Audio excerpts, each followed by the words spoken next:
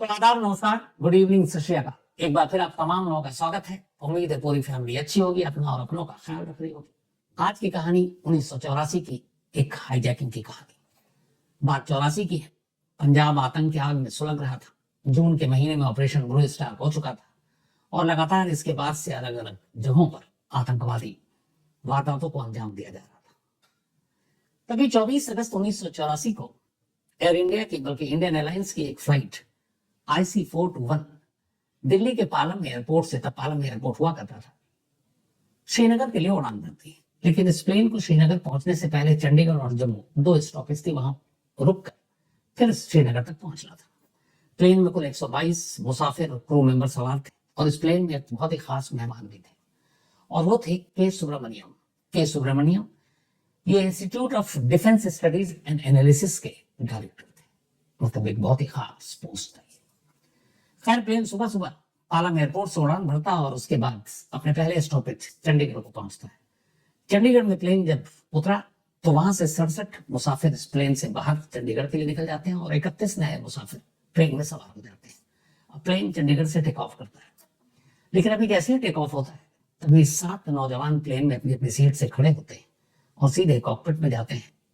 इस प्लेन के पायलट थे कैप्टन बी के मेहता, और उनको जाकर कहते हैं कि हमारे पास हथियार है, ये प्लेन हाईजैक हो चुका और अगर आपने कोई भी हमारी बात ना मानी तो इस प्लेन को बॉम्ब से उड़ा देंगे।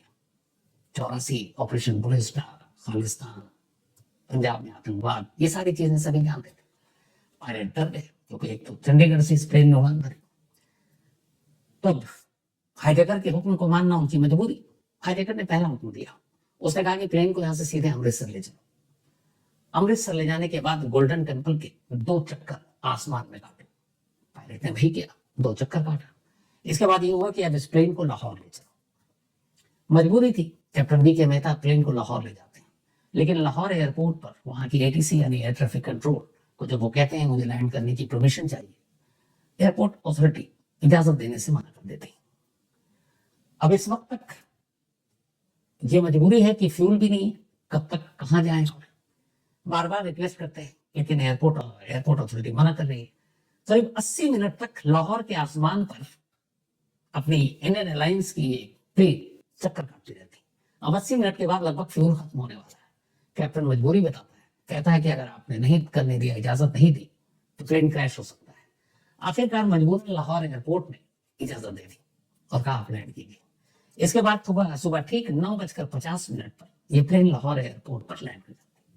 अब जैसे ही प्लेन लैंड की, इसके बाद तक तो ये खबर फैल चुकी थी कि एक इंडियन एयरलाइंस की फ्लाइट हाईजैक हो चुकी है और इस वक्त लाहौर एयरपोर्ट पर खड़ी है। अब बात ऊपरी लेवल तक पहुंचती है। तब प्राइम मिनिस्टर इंदिरा गांधी पाकिस्तान के प्रेसिडेंट जनरल ज़ियाउल हक को फोन करती है और कहती है कि ऐसे ऐसे आपके एयरपोर्ट पर हमारे प्लेन है और आपसे गुजारिश ये है कि इसको दोबारा टेक ऑफ करने की इजाजत मत दीजिए। आप फ्यूल भरिए, बाकी चीजें कीजिए, लेकिन इसको उड़ने मत दीजिए, इसलिए कि जो अब तक की जानकारी उस हिसाब से इनके पास बहुत ज्यादा वैसे हथियार है नहीं और इसी एयरपोर्ट पर अगर हम उनको रोक लें किसी ऑपरेशन के जरिए तो हम आसानी होगी इस प्लेन को उनके चंगुल से आजाद कराने में। यहां से गुजारिश हुई, डिप्लोमेटिक चैनल से बातचीत शुरू हुई, रिफ्यूलिंग हुई। जो हाईजैकर की मांग थी उन्होंने प्लेन में फ्यूल भर दिया। अब उसके बाद भरने के बाद प्लेन को लाहौर एयरपोर्ट अथॉरिटी ने उड़ान भरने की इजाजत दे दी। यानी इंडियन गवर्नमेंट कह रही है कि आप इनको मत दो, लेकिन वो उनको इजाजत दे देती है। अब प्लेन जो है दोबारा करीब शाम के 7 बज गए थे। सुबह से यहाँ हुई है 7 बजे। इस वक्त तक पूरे दिन में लाहौर एयरपोर्ट पर सुबह 9 बजे से 9:50 से खड़ी रही। 7 बजे आखिरकार भारत सरकार की गुजारिश के बावजूद पाकिस्तानी अथॉरिटी लाहौर एयरपोर्ट इस प्लेन को टेक ऑफ करने की इजाजत देता है। अब प्लेन टेक ऑफ करता है। जैसे ही प्लेन टेक ऑफ करता है तो पहली बार हाईजैकर में से एक पायलट को पिस्टल दिखाता है, कैप्टन बी के मेहता को। अब जब ये पिस्टल दिखाया, अभी तक चंडीगढ़ से लेकर लाहौर और इस बीच में अमृतसर में ये प्लेन चक्कर काट रहा था गोल्डन टेम्पल के ऊपर, किसी भी हाईजैकर के पास किसी ने हथियार नहीं देखे थे, सिर्फ वो धमका रहे थे। पहली बार ये पिस्टल जब लाहौर एयरपोर्ट से इस प्लेन में उड़ान भरा तब दिखाई दिया। इस प्लेन में 2 ब्रिटिश सिटीजन बैठे थे। उन्होंने बाद में यह बयान दिया था कि जब लाहौर से ये प्लेन टेक ऑफ करने लगा तब एक लाहौर एयरपोर्ट का एक ऑफिशियल, एक अधिकारी, एक पैकेट देता है हाईजैकर को। तो शक यही था कि उसी पैकेट में ये पिस्टल था, यानी पाकिस्तानी अथॉरिटी ने ये पिस्टल दे दिया और उनके पास कोई हथियार नहीं था। खैर, अब प्लेन लाहौर से उड़ान भरकर आगे, तभी अब हाईजैकर की अगली डिमांड होती है। वो कहते हैं कि आप इसको बहरीन लेकर चलो।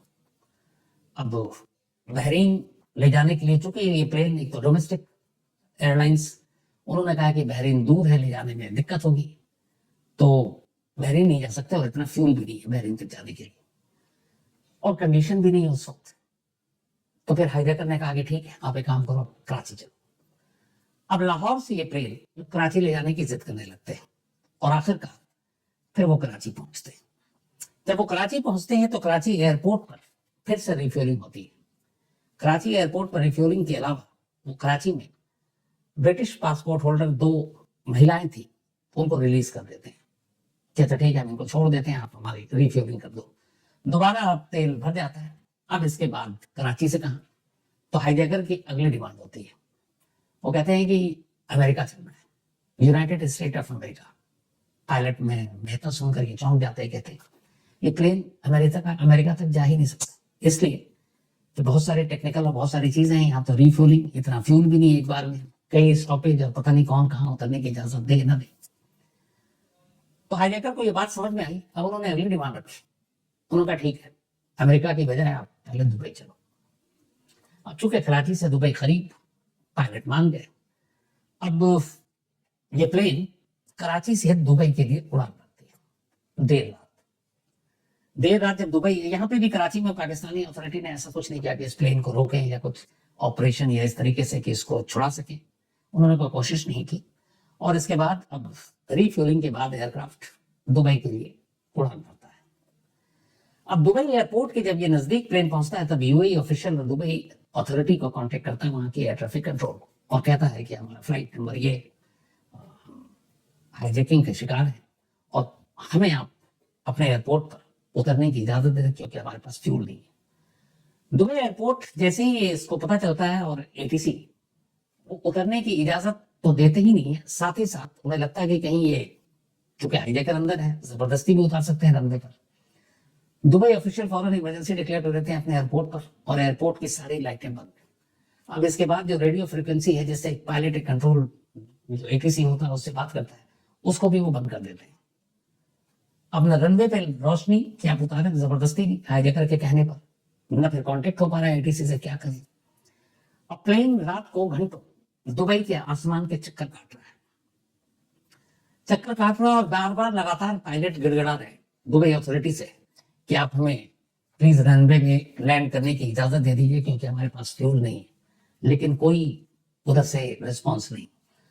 अब आलम यह था कि फ्यूल बिल्कुल कम, लगभग 5-7 मिनट का फ्यूल बचा था। कई घंटे से भी दुबई के ऊपर उड़ रहा है, लैंड की इजाजत नहीं। अब फ्यूल 5 से 7 मिनट, अगर इजाजत नहीं मिलती है तो प्लेन क्रैश कर जाएगा। अब जो कैप्टन बी के मेहता पायलट है, वो अनाउंस करते हैं प्लेन के अंदर कि हमें रनवे पर लैंड करने की इजाजत नहीं मिल रही है, फ्यूल है नहीं, तो हमें मजबूरी में क्रैश लैंडिंग करनी पड़ेगी दुबई के समंदर में। तो सभी मुसाफिर तैयार हो जाए, आगे की तरफ आ जाए, शूज उतार दें, और ये सारी चीजें जो हाईजैकर है वो भी इसका पालन कर रहे हैं। अब ये है कि बस इसको अब समंदर में उतारना है, क्योंकि और कोई ऑप्शन नहीं है, एयरपोर्ट पे लैंड की इजाजत नहीं है, फ्यूल है नहीं। लेकिन तभी, और ये लगातार अब भी एटीसी को मैसेज दिए जा रहे हैं, तभी एटीसी से वापस रिप्लाई आता है और ये कहते हैं मतलब गॉड के लिए आप हमें लैंड करने की इजाजत दे दीजिए। और आखिरकार एटीसी से आता है कि ठीक है, आप लैंड कीजिए। सुबह ठीक 4:55 पर अगले दिन ये प्लेन दुबई के एयरपोर्ट पर लैंड करता है, यानी इंडियन एयरलाइंस IC 421, 4:55। अब तक लगभग 22 घंटे हो चुके हैं इसको हाईजैक हुए। अब रनवे पर लैंड करने के बाद प्लेन वहीं है, अब आगे क्या? तब ये होता है कि अब आगे बातचीत, वहां फिर रिफ्यूलिंग।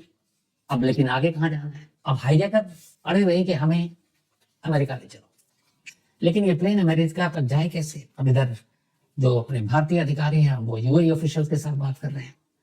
तभी जो यूएई के डिफेंस मिनिस्टर थे, शेख मोहम्मद बिन राशिद अल मक्तूम, इनको सारी चीजें पता चली। ये फौरन सारा काम छोड़कर दुबई एयरपोर्ट पहुंचते हैं और दुबई एयरपोर्ट पहुंचकर खुद कंट्रोल रूम में बैठ जाते हैं और अब यहाँ से हाईजैकर से नेगोशिएशन शुरू करते हैं, बातचीत कि उनकी डिमांड क्या है क्या है। 10:05 पर एक मर्सिडीज कार इस रनवे पर इस प्लेन के करीब पहुंचता है। उस मर्सिडीज कार में एक ऑफिशियल था और वो वहां जाता है और उसमें बैठा हुआ वो शख्स फेस टू फेस पहली बार प्लेन में हाईजैकर से बात करता है। सुबह 10:05 पर पहली बार इस प्लेन के करीब एक सफेद मर्सिडीज पहुंचती है और उस मर्सिडीज में एक शख्स है जो जाकर एक हाईजैकर को मैसेज देता है और एक हाईजैकर पहली बार उस प्लेन से बाहर निकलता मर्सिडीज में बैठता है और उसको टर्मिनल बिल्डिंग में लेकर आ जाता है जहां यूएई के डिफेंस मिनिस्टर खुद मौजूद है। अब आमने सामने हाईजैकर से बातचीत हो रही है, दोनों की बातचीत होती है। इसके बाद लगभग 11:40 का वक्त था, क्योंकि प्लेन में बैठे हुए जो मुसाफिर थे उनको 24 घंटे से ज्यादा हो चुका था। UAE official defence minister request करते हैं कि आप मुसाफिरों के लिए खाना और पानी ले जाने की इजाजत दें। तो फिर 11:40 पर एक गाड़ी जिसमें खाना और पानी था मुसाफिरों के लिए उस प्लेन के करीब भेजा जाता है, लेकिन हाईजैकर उस गाड़ी को बैरन वापस लौटा देता है। कहता है कोई भी खाना और पानी अंदर नहीं आएगा जब तक कि हमारी बातचीत कामयाब नहीं हो जाती। वक्त बीत रहा, बातचीत हो रही है। दोपहर के 12:35 होते हैं। 12:35 पर दो एम्बुलेंस एयरक्राफ्ट के करीब पहुंचता है और इन दोनों एम्बुलेंस को वहीं पर रोक दिया जाता है। ये एम्बुलेंस इसलिए मंगाया गया क्योंकि जो के सुब्रमण्यम इस प्लेन में सवार थे, जो defence studies and analysis department के डायरेक्टर, वो शुगर के पेशेंट थे और उनका शुगर लेवल बढ़ रहा था और लगातार उन्होंने दवा भी नहीं ली थी। तो इसी जो भेजी गई वहां पे गाड़ी एम्बुलेंस, उस गाड़ी में एक हाईजैकर सुब्रमण्यम साहब को लेकर नीचे आता है, एम्बुलेंस में ले जाता है, एम्बुलेंस में उनको इंसुलिन दी जाती है और फिर वो वापस प्लेन में बैठ जाते हैं। इसके बाद एम्बुलेंस वहां से वापस, बातचीत अब भी कर रही है लेकिन कोई नतीजा नहीं निकल रहा है। दिल्ली और दुबई दोनों लगातार कांटेक्ट में एक दूसरे से। 1:45 अब लगभग 1:45 का वक्त हो गया। काफी रिक्वेस्ट की कई बार, खासतौर पर डिफेंस मिनिस्टर शेख रशीद अल मखदूम ने, तब हाईजैकर ने कहा कि ठीक है। उन्होंने मुसाफिरों के लिए खाना और पानी प्लेन के अंदर लाने की इजाजत दे दी। 1:45 पर पहली बार खाना और पानी प्लेन के अंदर जाता है। बातचीत अब भी चल रही है। अब ये जो बातचीत थी इसमें तो लगभग 2 बजे के बाद एक चीज क्लियर हुई। हाईजैकर ने डिमांड रखी दो। उन्होंने कहा कि हम इस प्लेन और इसके मुसाफिरों को आजाद कर देंगे। दो डिमांड हमारी, पहली, हमें यहाँ से जी अमेरिका भेज दीजिए और अमेरिका में हमें राजनीतिक संरक्षण मिल जाए, और दूसरा, कोई हमें अरेस्ट ना करे। अब ये दो शर्तें थी, अमेरिका जाना और वहां पे संरक्षण मिलना, और इसमें कोई गिरफ्तारी अरेस्ट की बात नहीं आनी चाहिए। अब जब ये डिमांड आई तो अमेरिका जाने का फैसला या उनको भेजने का फैसला यूएई अथॉरिटी तो ले नहीं सकती थी, ना डिफेंस मिनिस्टर ले सकते थे। तो फौरन दुबई में मौजूद यूएस कॉन्सल जनरल, उनको एयरपोर्ट बुलाया गया कि बहुत इमरजेंसी आप आ जाइए। तो यूएस कॉन्सल जनरल उस वक्त डेविड स्टॉकवेल थे। वो पहुंचते हैं दुबई एयरपोर्ट, उनको सारी चीजें बताई जाती है। जब बताई जाती है तो फिर वो कहते हैं कि मैं एक चीज की गारंटी देता हूं कि अगर, चूंकि इन्होंने हाईजैकिंग की है, ये अमेरिका जाते हैं और अमेरिका आप इनको भेज देते हैं तो कोई हमें ऑब्जेक्शन नहीं, लेकिन अमेरिका जैसे ही लैंड करेंगे हम इनको अरेस्ट कर लेंगे। अब ये कहकर उन्होंने कहा कि हमारी पोजीशन बिल्कुल क्लियर है और इससे आगे हम कुछ नहीं कर सकते। तो ये बातचीत भी नाकाम हो गई। अब इसी बीच में जब ये अमेरिका ने मना कर दिया, बताया गया डिफेंस मिनिस्टर के थ्रू कि ऐसी ऐसी सिचुएशन है, तब हाईजैकर ने एक नई डिमांड रखी। उन्होंने कहा ठीक है, आप अमेरिका नहीं, आप हमें लंदन भेज दो। उस वक्त लंदन में भी खालिस्तानी मूवमेंट बहुत जोर से चल रहा था। तो फिर बताया गया कि लंदन डायरेक्ट आप कैसे जाओगे। तो ये हुआ कि जो एक स्टॉप इस्तांबुल होना चाहिए। अब इधर इतना टाइम हो गया है कि अथॉरिटी और हमारी सरकार को भी लग रहा है कि कुछ गड़बड़ ना हो। तो इस्तांबुल में भी तैयारी हो रही है, बातचीत चल रही है कि हमारी एक हाईजैक प्लेन वहां पे लैंड कर सकती है, रिफ्यूलिंग करनी है। उधर लंदन में भी बात हो रही है, तो ये सारी तैयारी चल रही है। और इधर खुद डिफेंस मिनिस्टर वो भी अभी तक नेगोशिएशन कर रहे हैं इन हाईजैकर से। करीब शाम के अब 4 बज गए थे, अभी तक बातचीत का कोई नतीजा नहीं निकला था। अब इसके बाद उन्होंने अचानक एक धमकी दी। उन्होंने कहा कि सुब्रमण्यम को कहा कि तुम बात करो अपनी सरकार से। सुब्रमण्यम चूंकि गवर्नमेंट ऑफिशियल, उन्होंने कहा कि अगर हमारी मांग नहीं मानी गई तो अब हर आधे घंटे बाद एक एक मुसाफिर को हम गोली मारकर प्लेन से बाहर फेंकना शुरू कर देंगे। और इसकी शुरुआत हुई खुद आपसे, यानी सुब्रमण्यम साहब से। अब ये मैसेज चला गया, लेकिन शुक्र है कि अगला आधा घंटा बीता और उसने कुछ किसी को मारा नहीं गया। अब इधर बातचीत चल रही है, तभी बिल्डिंग से फिर दो और नए हाईजैकर गए कि चलो मैं बात करता हूँ डिफेंस मिनिस्टर से यूं की। वो जाते हैं, लेकिन करीब 40 मिनट हो गया, वो लौटते नहीं है। बाकी के हाईजैकर में पैनिक, दोनों को पकड़ तो नहीं लिया। अब वो धमकी देते हैं कि अगर अगले 10 मिनट में हमारे दोनों साथी नहीं लौटे तो हम प्लेन को उड़ा देंगे। तो खैर अगले 10 मिनट में दोनों हाईजैकर फौरन वापस प्लेन में आ जाते हैं, लेकिन अभी तक कोई रास्ता निकल नहीं रहा है। अब शाम हो गई, 6:50 का वक्त होता है। बातचीत लगातार चल रही है। यूएई के डिफेंस मिनिस्टर अब भी टर्मिनल पर हैं। इंडियन अथॉरिटी के बहुत सारे अफसर वहां पहुंच चुके हैं। दिल्ली की लगातार नजर है इस हाईजैकिंग पर, और उधर बातचीत हो रही है हाईजैकर से खुद डिफेंस मिनिस्टर कर रहे हैं यूएई के। 6:50 पर पहली बार दुबई के chief of police colonel Zahir Khalfan media के सामने आते हैं और खबर देते हैं। खबर ये कि हाईजैकर से बातचीत पूरी हो गई। तो हाईजैकिंग के करीब 36 घंटे के बाद पहली बार एक खुशखबरी आती है, और दुबई के चीफ पुलिस अफसर के जरिए वो आगे बताते हैं कि सभी हाईजैकर्स ने, जो 7 हाईजैकर्स थे, उन्होंने अनकंडीशनल खुद को सरेंडर कर दिया है। बाकी जो डिटेल थी उन्होंने कहा उससे ज्यादा जानकारी देंगे नहीं। उन्होंने ये भी बताया कि अब 7 के 7 हाईजैकर यूएई अथॉरिटी के कब्जे में है, उनको डिटेन कर लिया हमने, और प्लेन खाली है, हमारे ऑफिशियल प्लेन के अंदर दाखिल हो चुके हैं। इसके बाद तमाम मुसाफिरों, जो केबिन क्रू, कैप्टन, इन सबको उस प्लेन से उतारा गया, दुबई एयरपोर्ट के टर्मिनल पर लाया गया, और फिर दुबई की जो एयरलाइंस है उनकी उन्होंने अपनी एयरलाइंस ली, और उसके बाद इन सारे मुसाफिरों को वापस दिल्ली लाया गया। तो लगभग इन सारी चीजों में 40 घंटे बीते, और उन 40 घंटों के बाद 122 मुसाफिर और क्रू मेंबर जो प्लेन में सवार थे, वो सभी सलामत बाहिफाजत वापस दिल्ली लौट आए थे। अब सवाल यह है कि फिर उन 7 लोगों का क्या हुआ? तो उन 7 लोगों को दुबई ऑफिशियल ने अपने कब्जे में रखा, अपनी कस्टडी में रखा। इसके बाद अब भारत सरकार कह रही है कि आप उनको रिपोर्ट कर दिए हमारे पास, क्योंकि उन्होंने हमारा प्लेन हाईजैक किया, वो हमारे मुजरिम है। लेकिन दुबई अथॉरिटी की मुश्किल ये थी कि उन्होंने उन 7 से वादा किया था कि ठीक है हम तुमको वहां भेजेंगे नहीं, अब क्या करें? तो इसको लेकर बातचीत चल रही है भारत और दुबई ऑफिशियल के बीच में। तो आखिरकार जब ये सारी बातचीत हो गई तो भारतीय ऑफिशियल ने पूरी तरह से समझाया यूएई गवर्नमेंट को। तो फिर यूएई ऑफिशियल ने इन 7 हाईजैकर के सामने 2 ऑप्शन रखे।